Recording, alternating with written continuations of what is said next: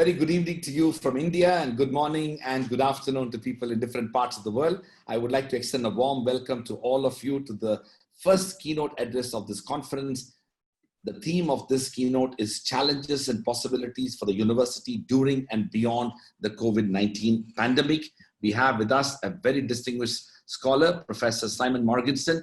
Professor Simon Morgenstern is a professor of international higher education at the University of Oxford, editor-in-chief of the Journal of Higher Education, and member of the editorial board of a number of distinguished journals. Professor Morgenstern's research work is focused primarily on global and international higher education, the contributions of higher education, and higher education as a public and common good, and higher education and social inequality. At Oxford, he leads the MSc Education subject on global higher education. His recent books include Higher Education in Federal Countries, edited by Martin Konoy, Isaac Fromin, and Oleg Leshwa, published by SAGE, and High Participation Systems of Higher Education, edited with Brendan Cantwell and Anna Smolcerva, Oxford University Press, 2018. Thank you very much, Simon, for accepting our invitation and to be part of this conference. We have with us the Dean of the Jindal School of Government and Public Policy, Professor R. SUDARSHAN. Professor R. SUDARSHAN is also a distinguished Oxford graduate and a Rhodes Scholar. Professor SUDARSHAN had worked over 20 years with UNDP and 10 years at Ford Foundation, has been the founding Dean of Jindal School of Government and Public Policy, a distinguished Rhodes Scholar from Oxford. Without further ado, I am going to now request Professor Morgenstern to deliver his keynote lecture.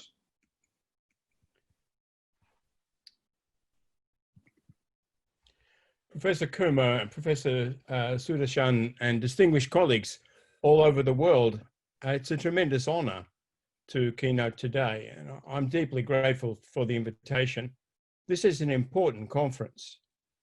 I congratulate OP Jindal Global University on this initiative.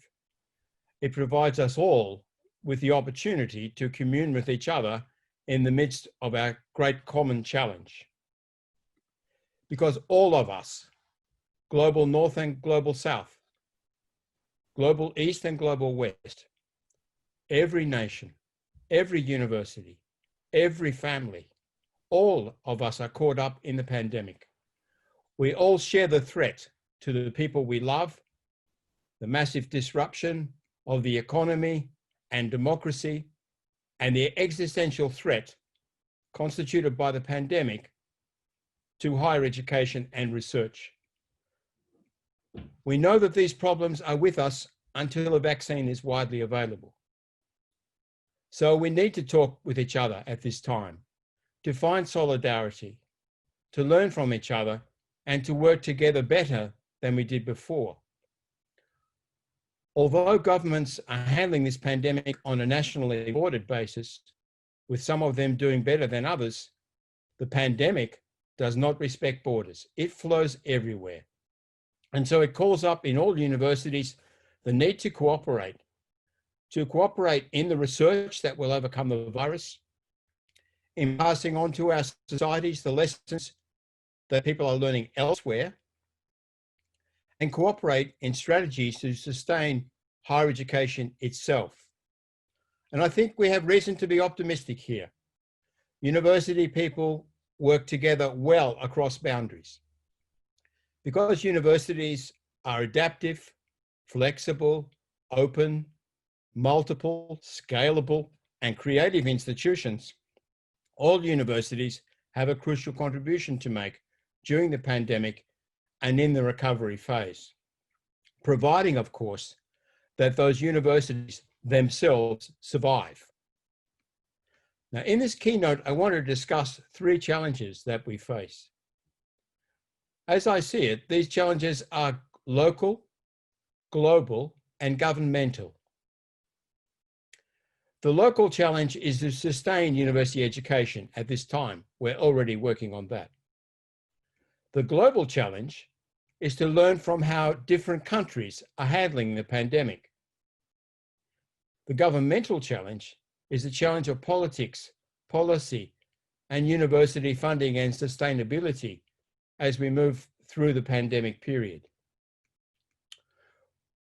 So first then, the immediate local challenge. Now, we do not have comprehensive country-by-country data, but my overall impression is that the pandemic has been handled well by universities, and sometimes very well. Many universities moved quickly to move their curricula, their teaching, and their communication into online modes. Some very strong new online delivery prototypes emerged or were augmented in the first weeks. Web-related skills are now widely dispersed in our sector. Today at this conference, you will have heard of great examples of responses to the pandemic, and I'm sure you will hear of more. A crucial element has been the tremendous commitment of administrative staff, and those staff, whether academic or administrative, who are responsible for student welfare, including stranded international students. While for some academics, the retreat into home working may have actually lightened the load, this has not been the case for academic leaders or for administrators who deal with students and online delivery. Many people have worked extraordinary hours to keep systems going while retooling them at the same time. In those initial efforts, many people worked under the mistaken assumption that the worst of the pandemic would probably blow over in 2 or 3 months. We now know that we face a longer haul. At worst, it could be several years. In some countries, online student contact will be the norm for some time to come. In many countries, there is the ongoing possibility of sudden switches between open and closed delivery at short notice. And in certain countries, wishful thinking persists. Universities feel impelled to open up as much as they can while relying on over-optimistic projections of the course of the pandemic. These cases raise the question of the balance between student safety, sustainable higher education, and the policy imperative driving the imagined return to business as usual. Now, this goes to fundamental questions about social values. And that takes me to the global challenge, the second challenge, because I think the international examples can help us to think about questions of values in our own societies. We can learn from the best COVID-19 practices elsewhere and also from the worst. On the whole, I think universities are probably better at learning from other countries than our societies and governments, and we have a responsibility to lead our societies in this process. Now let's consider the striking differences between countries and cultures in the experience of COVID-19. There is a great gap between the good and the bad outcomes, a gap which is represented by hundreds of thousands of human lives. A gap between countries that have responded effectively to the pandemic and those that have not. And here it must be said that the United States and the UK, where I come from, have not done well. In these countries, many people push back against the constraints of individual freedom during the pandemic. In both countries, governments have responded on the basis of Rule 1 of populist politics. Rule 1 of populist politics is not enlightened, nor does it help with the pandemic. Rule 1 of populist politics is do whatever it takes to get elected next time. So the US and UK governments have been too slow to close down and too eager to reopen again. And until recently, neither was encouraging the wearing of masks. They do not consistently test and trace. They talk tough about the pandemic some of the time, but only when it's politically necessary. And from the National Centre, they have partly deconstructed their lockdowns while the pandemic is still raging and the death toll is still rising. By yesterday, 5th of August 2020, there had been 157,000 registered COVID-19 related deaths in the US and 46,000 in the UK. Now, this is a carnage on the scale of the 20th century world wars, and it has further to run. Italy in Europe was also too slow to recognize the danger and lost 35,000 people as a result. But the outcome in Germany, Denmark, and Finland has been much better. Those countries exhibit impressive social discipline. Their people have accepted that it is not about their private freedoms. It's about their social responsibilities. We can have no true individual freedom unless everyone is free and none of us endanger each other. Masks do not represent the loss of liberty. They are a device for protecting others. Going beyond Europe, around the world, outcomes again have been mixed. Latin America is the current global hotspot for the pandemic. There have been 96,000 deaths in Brazil, where the president belittled the danger and opposed masks and opposed shutdowns until he became sick himself. In Mexico, where the president was another pandemic skeptic, 49,000 have died. But it's different in East and Southeast Asia. In the post-Confucian cultures of East Asia, presidents don't beat their hairy chests to show they are invincible, and strict regulation and self-regulation have prevailed. By yesterday, only 7 people in Taiwan had died, 27 in Singapore, 302 in South Korea, and 1,022 in Japan. In China, less than 5,000 have died, nearly all of them in Hubei province. In Malaysia, which does not have a Chinese culture, but it's nearby, 125 have died. In Thailand, only 58. East and Southeast Asia includes Vietnam, a country of 96 million people and a per capita income of $2,700 in 2019, which is just above the level of India.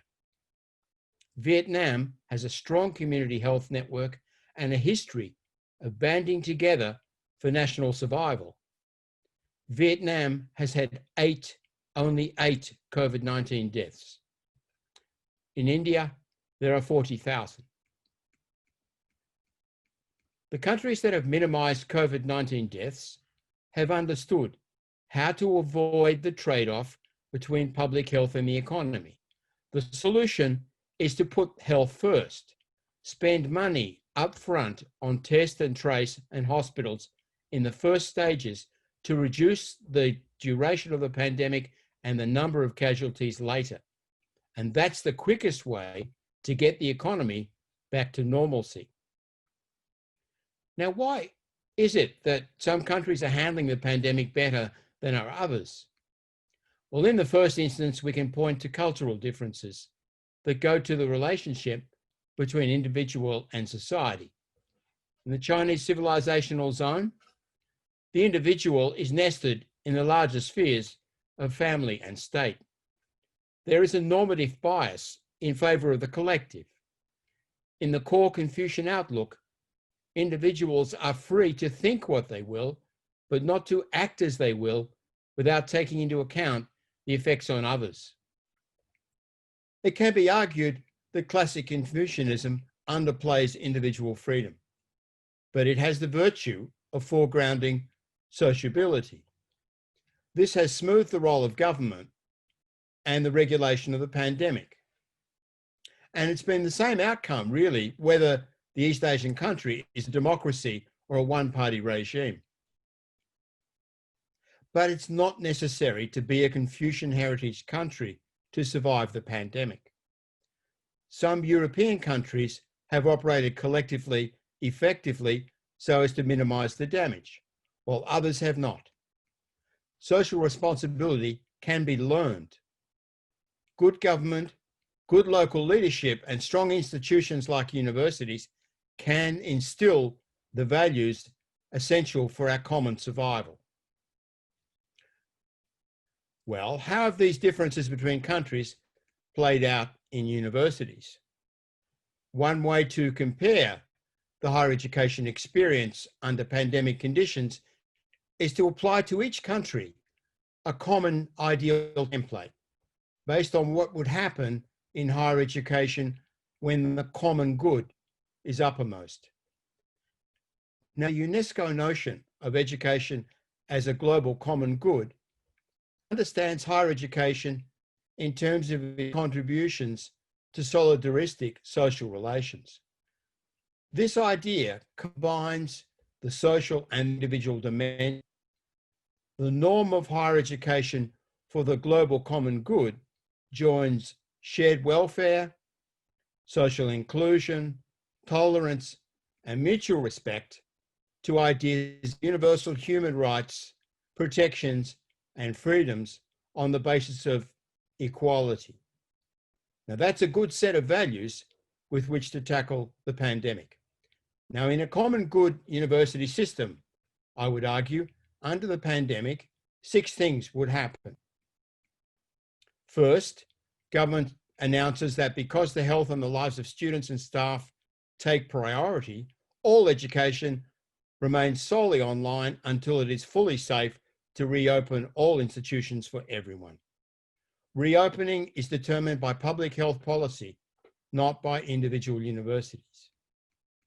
2, government commits itself to underpin the financial sustainability of universities for as long as necessary, in the manner that it underpins other necessary sectors such as the health system, food supply, or banking. 3, institutions provide the best possible quality of online educational provision, administration, and support that's consistent with economic delivery. 4, because online higher education can effectively provide only part of the full product, it provides cognitive learning, some interaction, and it provides credentialing, but it cannot provide full sociability with other students and with teachers, or physical facilities, or extracurricular activities, or nested work experience. In countries that charge fees to students, the tuition cost of online-only education should be discounted. Good online education is not cheap, but it's not plausible to claim that it has the same cost as full on-site education does. 5, governments and universities provide additional support for students from poor families, including those that lack access to online facilities. This is a great and largely hidden problem of higher education in the pandemic, this inequality of access to online resources. 6th, and finally, when reopening in a particular country or locality, institutions establish strong public health protocols, and they shut down instantly again and move to wholly online mode if the pandemic flares up in their locality. Well, that's the ideal. Which countries and universities have fulfilled this ideal? Again, we look to East Asia and parts of Europe. In China, the pandemic crested early, universities were left wholly online until the public health data made it quite clear the time had come to safely reopen them in full. And they closed down again in Beijing when the pandemic flared up. Finland in Europe is following the same kind of policy. In South Korea, 40% of universities are providing partial tuition refunds to students because of cancelled face-to-face classes and other activities. The discount has been extended to international students as well as local students.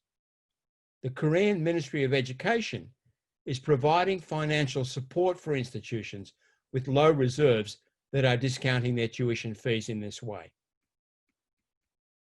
In contrast, in my country, the UK, government has ruled that schools and universities will reopen next term, though the pandemic is unfortunately still raging. Every British university is now deeply worried about the possibility of a surge in COVID-19 cases on campus. But universities are caught. They have to say that they are operating face-to-face or mask-to-mask in October when term comes around.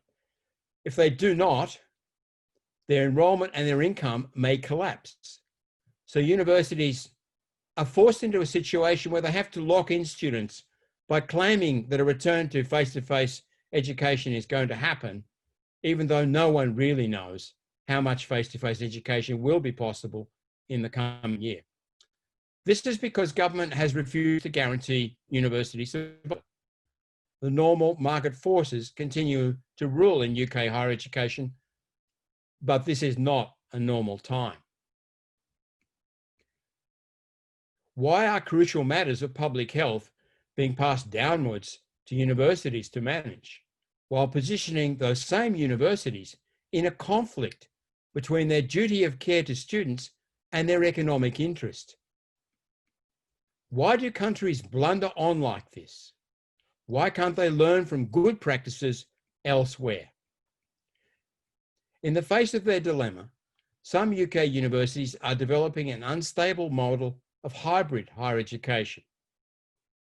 They will combine online delivery of much of the program and the administration with restricted and nerve-wracking face-to-face activity policed by complex regulations to protect health. This, they hope, will enable them to say that they are not wholly online, both retaining their market position and meeting the desire for a return to face-to-face education. Now, that desire is totally understandable, but we cannot wish away the pandemic.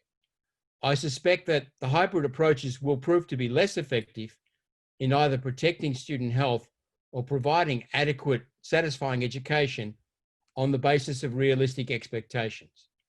So it does seem better to be fully online until it is safe to reopen. The global lessons of the pandemic are clear.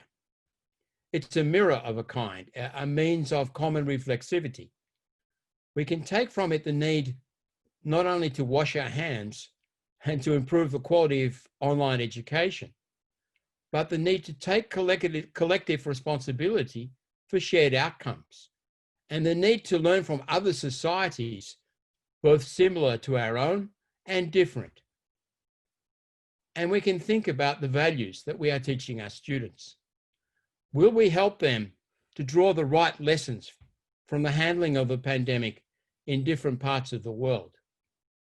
When they graduate, will they together implement the public values essential to managing the next pandemic and the urgent collective problems like climate change?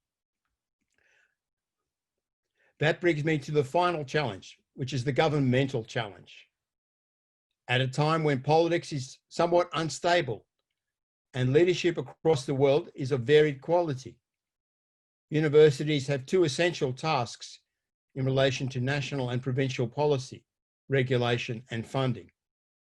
The first task is to persuade government to support the universities in their ongoing mission of teaching, research, and social reconstruction during and after the pandemic and the pandemic-induced recession which we now face. The second task is to persuade government and non-government organisations and households to continue to sustain universities themselves. Prior to the pandemic, universities had become central social institutions in most countries. In 2018, there were 224 million tertiary students across the world, 4/5 of them in degree programs. Since the late 1990s, participation in university and other forms of tertiary education has grown rapidly, reaching 38% at world level and 28% in India, which had 34 million students in 2018. India's new policy foreshadows a rise to 50% participation. But this growth trajectory is now vulnerable. Neither student support, family support, nor governmental support can be taken for granted in societies that have been upended by the pandemic. We face a dangerous conjunction. Online education is less attractive to some students. Families have less economic capacity to support student children. Governments have less fiscal capacity to fund education. Graduate unemployment is rising sharply. And though there is less work for those who don't go to university, graduate unemployment makes university less attractive. Governments have accumulated larger powers as they grapple with the pandemic, and they now have an unprecedented opportunity to either upgrade or downgrade university as they wish. Universities, with their expertise, their authority, their teaching capacity, and their broad social links, are an invaluable resource in a time of crisis and recovery.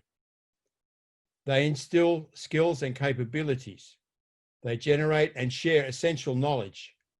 They help to build communities, and they foster hope on a great scale. But autonomous universities, which are the only kind worth having, can trouble governments. Coming out of the pandemic, the battered public will have to be persuaded of the value of universities all over again. It's a great challenge for all of us. I wish OP Jindal Global University and everyone tuned into this conference all the best in the coming months and years. Stay safe and support each other. Thank you. Thank you very much, Simon, for that comprehensive and compelling tour de force on the state of affairs with regard to the possibilities for the university during and post-COVID, if we can say that. I really appreciate the fact that you really covered significant ground in the kind of complexities and challenges that the university world is facing today. And you also put together this enormous dilemma that universities are all facing today. And I think there are significant public policy choices that need to be made. And one of the things that your narrative and your lecture did talk about is the fact that I think this is a moment when we need to learn from each other's experiences. The need for comparative understanding of what has worked in other places and how one can draw experiences from others is probably a very good moment. So many things that you have said, we will come back in the Q&A session. So thank you very much, Simon, for that absolutely fantastic, really inspiring keynote at a time when very little analysis of this kind has been made when it comes to looking at how universities around the world are responding and university and education systems in general are responding to the crisis itself. Let me now invite Professor SUDARSHAN, the Dean of the Jindal School of Government and Public Policy, to deliver his presidential address. Thank you. Vice-Chancellor Dr. Rajkumar, Professor Marginson, the audience tuned into this session of this conference. It's a very great honor for me to preside over the first keynote session of this one-of-a-kind conference that's really global with round-the-clock sessions. And it's more of an honor to be in this session with Professor Simon Marginson. He's just delivered, that you heard, a very incisive and insightful keynote address. And he concluded with a warning that governments have accumulated very large powers. In fact, in India right now, the Disaster Relief Management Act gives enormous powers to the government. And they've also acquired considerable fiscal powers, creating funds. PM CARES is one in this country, as they need to grapple with the pandemic. Professor Marginson warned us that governments have an unprecedented opportunity to, what he said was, either upgrade or downgrade university education as they wish. Now, 4 years ago, Professor Marginson provided a very magisterial analysis of higher education in our times in his University of California Charles Kerr lecture on the role of education in society. He titled it, "The Dream is Over." The dream ended, in a sense, with the rise of public choice theory and the rise of what is known as, the dominance of neoclassical economics over policy making in governments, or neoliberalism, as some people call it, or neoconservatism. There's variations in terminology, but they refer to a set of policies that go together. And this was made possible because the mid-70s witnessed a situation which was not anticipated in the general theory of employment of John Maynard Keynes, whose recipe for the world to recover from the Great Depression of the 30s dominated economic orthodoxy till that point. What we then witnessed was rising unemployment accompanied by inflation, which was not quite in the scheme of things in Keynesian economics.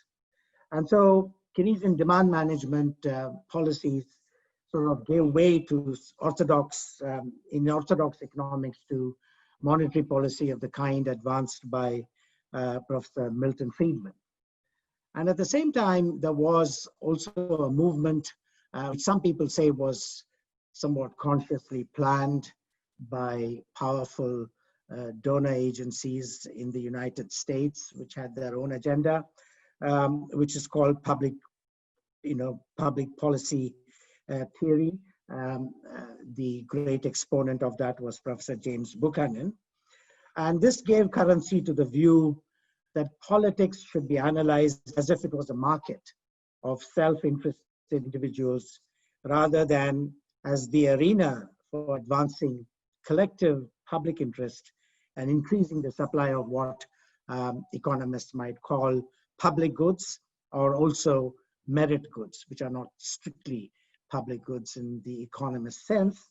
But nonetheless, this is the responsibility of the government to deal with market failures and to increase the supply of goods such as education and public health, which left to market forces would be undersupplied.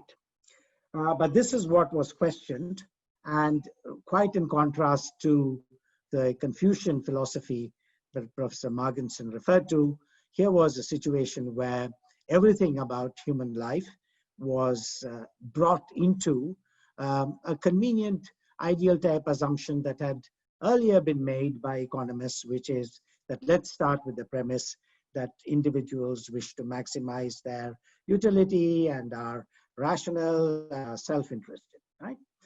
So this is a view, of course, which served some purposes, like just as Weber created ideal types to discover it. And even in our lecture, Professor Marginson laid out what would be the ideal type for countries to cope with the pandemic.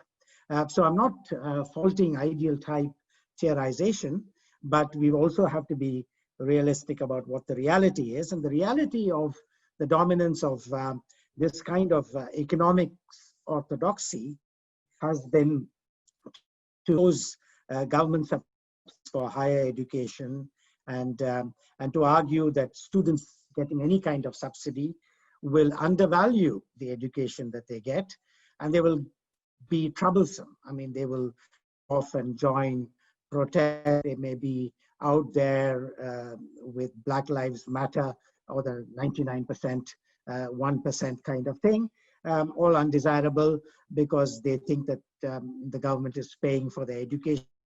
And if they had to pay it for themselves, they'd know that they should be sitting there and studying and making the most of it. So these are the kinds of attitudes and thoughts that people have had as a result of the economics orthodoxy having somewhat, economics as a discipline has had somewhat of an imperialistic influence over public policy making, to the neglect of other valuable insights from other social sciences, which is why one of the things that our university is committed to is interdisciplinarity, and to connect a number of disciplines and insights that should go into public policy making.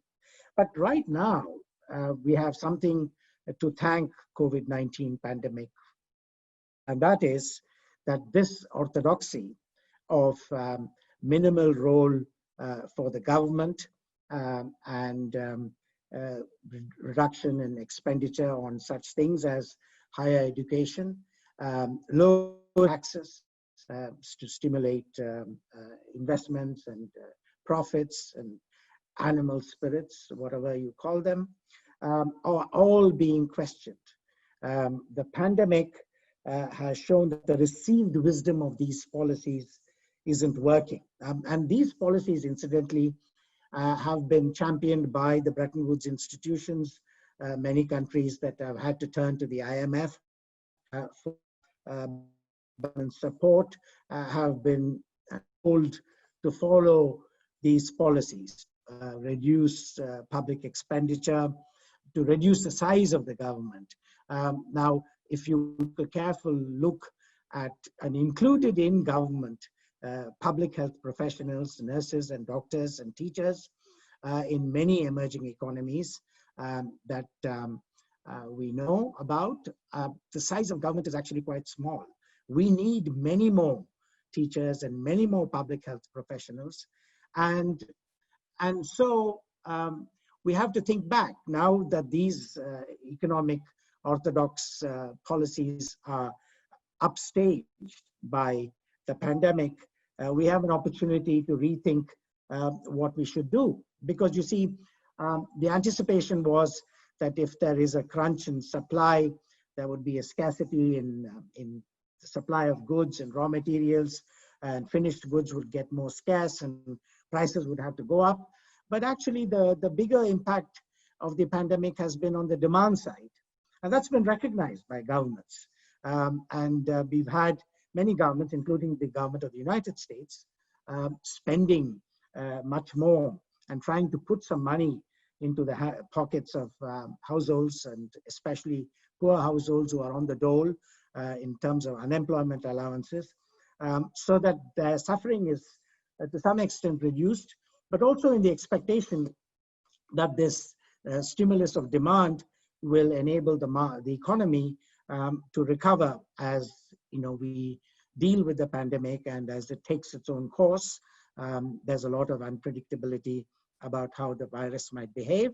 But nonetheless, for economic policy, this dominance of the fiscal policy as opposed to the monetarist policy, and a concern that you don't have to be so fixated on the size of the fiscal deficit, that it's possible to borrow. Of course, you have to be prudent when you borrow, because another generation is going to pay for repaying what you borrow now. But nonetheless, that kind of strict central bank independence, let's not interfere, let's keep a very tight check on the fiscal deficit, all of those orthodox beliefs are giving way. And they have to, because the pandemic has hit the poorest people the hardest. And so government expenditures have to go up, even though tax revenues are falling, because we have to somehow think of how to generate livelihoods and employment for people. And Professor Marginson rightly emphasized that you needn't look upon this as a conflict between public health and the economy, or lives versus livelihoods. It's possible to understand how they go together quite intelligently, and take the right policies. Now, this questioning of economic orthodoxy that's been forced by the pandemic, as I say, has been done by students, in Harvard, in Manchester.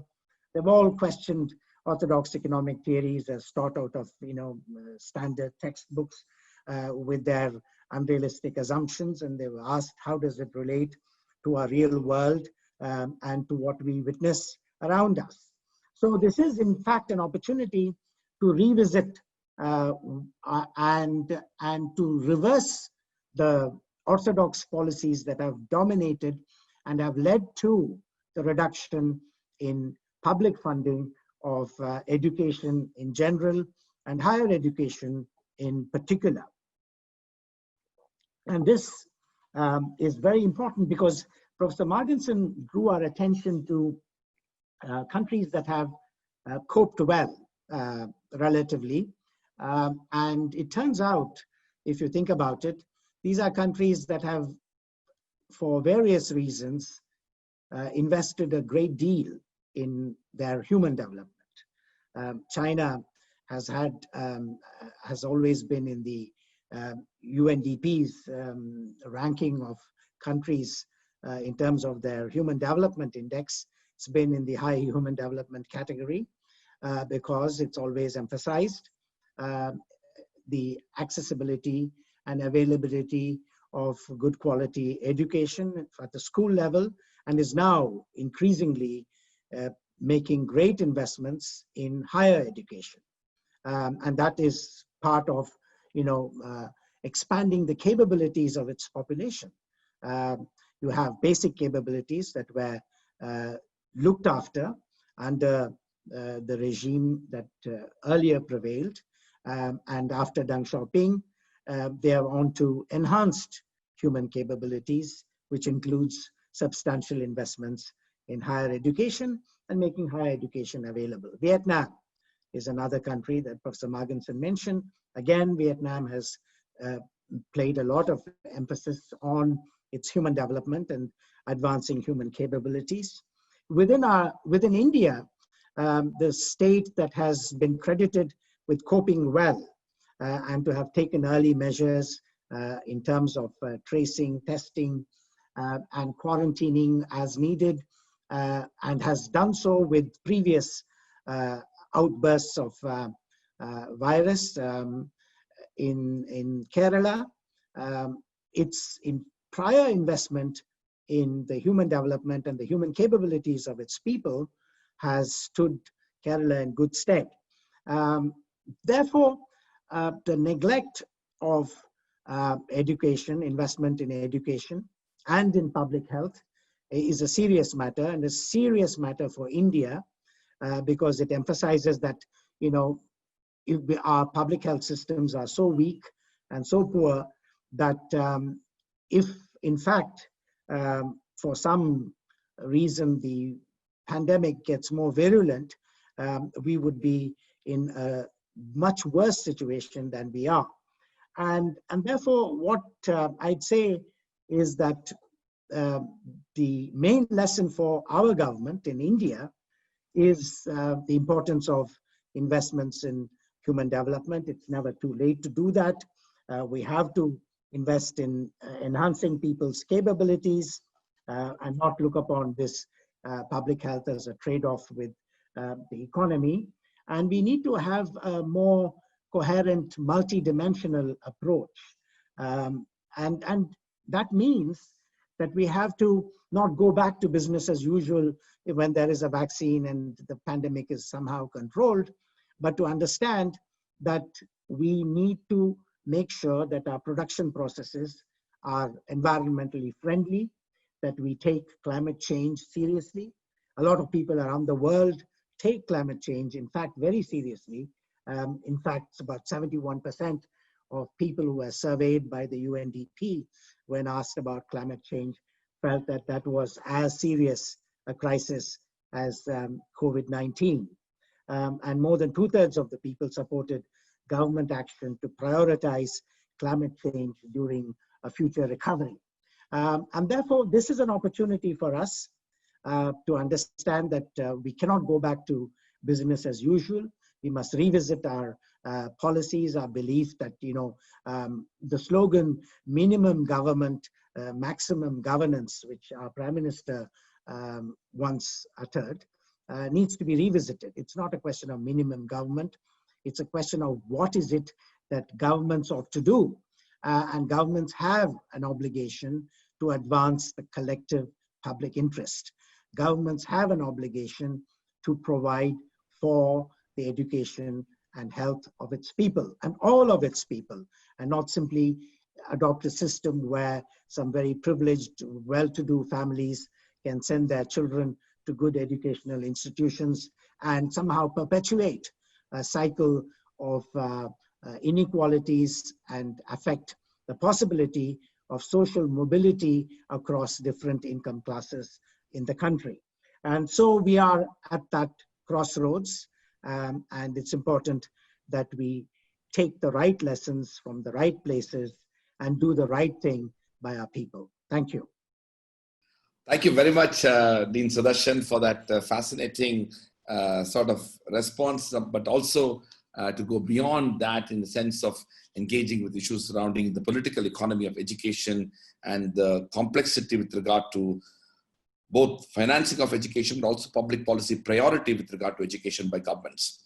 All right, so Simon, there are a number of questions which have come, so I'm going to shoot here and there. So one of the questions is that, do you think there would ever be a business as usual for universities in the post-pandemic phase? How do you think the current transitions that universities are undergoing would affect the way higher education is transacted and received in the future? Good question. Of course, all these kinds of future spotting prognoses depend on our understanding of the pandemic itself, which we don't understand. We don't know what course it will take, how quickly it will be dealt with if there is a vaccine, when there is a vaccine, and whether there is the capability of the pandemic to recur among people who have already been vaccinated, to take new versions and so on, take mutations. But look, leaving all that aside, let's assume that, you know, there's a golden future beyond the pandemic.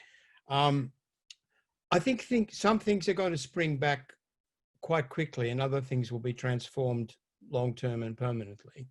One thing the pandemic has shown us is how strong is the student desire for face-to-face institutional experience. We thought that with massive higher education that experience was becoming less attractive to many, that the classes were too big, the facilities and resources were being stretched. The experience had become stereotyped, standardized, normalized too much perhaps. But I think that students greatly value the opportunity to be with each other and to be directly with their teachers, to talk directly to their teachers. They value that whether they're thinking about the educational experience they're having at the time, or they're thinking about what the education is doing for their long-term future and development. One of the things that we increasingly do in higher education, or did until the pandemic, is work experience, nested work experience as part of programs. And students really appreciate that kind of development, I think. And this is the sort of thing which they can't do at the moment, or they can only do in quite limited ways. So I think that you'll see a resurgence of support, tremendous flocking back to face-to-face institutional experience. And the question will be, is our infrastructure ready for that? Are all our institutions still functioning? Have they survived economically through the pandemic to be ready for that upsurge of participation again? I think other things will be slower. And I think, for example, international education, which I work on a lot, is going to be slow to recover. It will recover, but over a longer time span than domestic education. We might say if domestic education recovered tomorrow, that maybe international education would be 5 years before it returns to the level of mobility that it had prior to the pandemic. And I think it will return, and there's no doubt that global communication has been sustained in the pandemic, and a lot of online international education is going on. But the face-to-face experience will be slower. I think on the whole, there's going to be less short-term plane travel after the pandemic, that academics, professors will be rushing around less to neighboring countries. They will still be doing long trips. People will still be going for a year or two, but there might be less of the sort of short visits to international conferences and gatherings. So that's going to affect research. And I think research will be more online than it was prior to the pandemic and less face-to-face, but face-to-face activity in conferences from time to time will still be an important part of the chemistry of developing cooperation with each other. I worry about that because I think that being in each other's countries makes a tremendous difference to our understanding of the world. And it forces us to confront language barriers and to learn new languages because the challenge is much greater when you're on the spot and you're living in another place. So I think we'll lose something there, but I think we'll gain from the strengthening of online communication. So, Simon, there are several questions which are focusing on this huge impact on internationalization at two levels. One is the question of the economies of universities. There are indications that I think the University of Michigan president announced $350 million loss due to foreign students coming in. Universities in Australia, in many parts of the Western world, even the UK, which to a large extent were fee dependent from international students, have a major challenge. And that's one question. The second question, which is many are asking, is that to what extent the very notion of internationalization, which depends upon mobility, the classic student exchange, faculty exchange, the summer programs, the immersion programs, where travel and mobility is affected, how is that going to be affecting the institutional ecosystem where internationalization has been promoted for a very long time? They're important questions, and both of us are experienced internationally and know that that things will not be the same, I think. In relation to fee dependence, very big factor economically in the short term. My old University of Melbourne in Australia, which I worked at until 2013, is carrying 15,000 international students on its books and is facing a loss of up to $500 million Australian dollars, and that's a very big subtraction from income in Australia's top research university, and that will play out in the effect on research capacity. And the Australians are very dependent on fees, to a lesser extent the UK, New Zealand, Canada as well. In some US universities, especially in the public sector, there's been a lot of growth of international education. I think what's going to happen is that there'll be a savage sorting out, so that the very top tier institutions, the Stanfords and the Oxfords, will retain their international student numbers, even if it's online. But the mid-tier ones won't. And already there's one university I know of in London, which is a mid-tier institution, not a Russell Group institution, which has put a large part of its professoriate, a majority of its professors, on redundancy because it's facing these sharp losses. So in countries where government isn't sustaining the economic position of universities, and generally those that are internationally fee dependent are in that situation, there's quite a major sorting out yet to happen, and I think some worrying dangers for capacity and for research. Longer term, I think the countries that have been not financially dependent on international students and have managed an active international student program without making it part of their core funding, I'm thinking of Germany or Japan, they will be able to continue to develop their international role. It's interesting that there's been quite a surge in applications to go to Germany, despite the difficulty of traveling, because Germany is seen as a safe haven for international students at the moment. And I think that includes India, where there's a lot of students from India who seem to be rerouting from English-speaking countries into Germany, at least temporarily. So we are going to see some sorting out. And I think that India, if it wants, can develop a role as a regional hub, just like Japan, Korea, Taiwan are developing that role in East Asia, and China itself, of course. So I think we will see the regional factor with shorter trips to culturally more familiar countries, maybe playing a larger role than before. But there's a more general challenge, as I said before, I think in relation to our dependence on organic, face-to-face, in-country experience as the way of getting to know each other and working together. We're going to have to be more imaginative in learning to work effectively, deeply, well with people that we hardly ever get to meet in the same room. And that is going to test us, I think. Thank you very much, Simon. Thank you so much for that. So that's it. There's a question about how institutions are offering different types of flexibility for academic programs, particularly with regard to the ongoing crisis. If you can share some experiences about how your own institution has responded to the crisis and how that has enabled the students to deal with the situation better. Well, I think I'd say happening? That, the Jindal Global University has, as part of its fee structure separated different components. So students would know what board and lodging is going to cost them, and what tuition would cost them.